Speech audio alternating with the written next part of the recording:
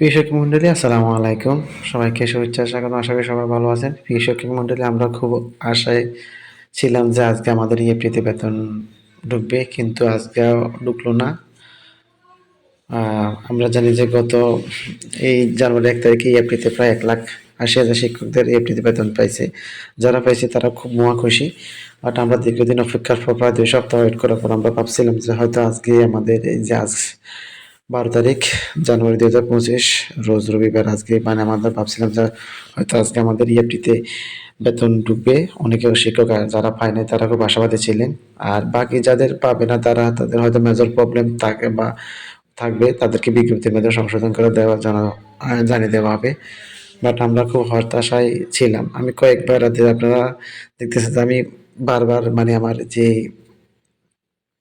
প্রধান শিক্ষকের যে ম্যানুয়াল আছে ওইখান থেকে বারবার চেক করছিলাম যে আসলে মানে অনেক সময় কি বেতন আসে বাট মেসেজ আসে না। তো এই জন্য আমি বারবার আমার অ্যাকাউন্টে চেক করছিলাম, এই জনতা অ্যাপসের মাধ্যমে যে অ্যাকাউন্ট চেক করছিলাম আসছে কিনা। তাও আর ওইখান থেকে দেখি যে এই অ্যাকাউন্টে টাকা ঢোকে নেয়। তারপর হচ্ছে কি মোট কথা হচ্ছে মানে এমনিতে বিভিন্ন জায়গায় খোঁজ খবর নিয়ে দেখছি যে কোথাও আসে নাই, কোনো টিচারদের আসে নাই আমার জানা মতে। তো আমি জাস্ট আপনাদের কারো পাইছেন কিনা বা আমার যদি থাকে আপনারা জানাবেন, কমেন্ট করে জানাবেন। তো আমরা এই যে ইএফটির যে ইয়েটা আছে, উম, প্রধান শিক্ষক যে ম্যানুয়াল আছে এখান থেকে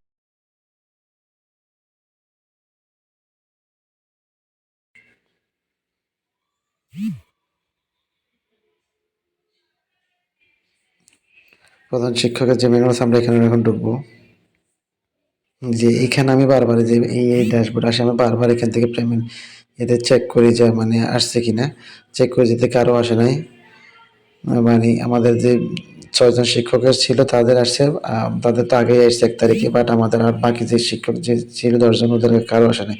তো আপনাদের আসছে কিনা, কারো কোনো জেলার বা কারা পাইছে আপনারা একটু জানাবেন যদি পেয়ে থাকেন আর কি আজকে।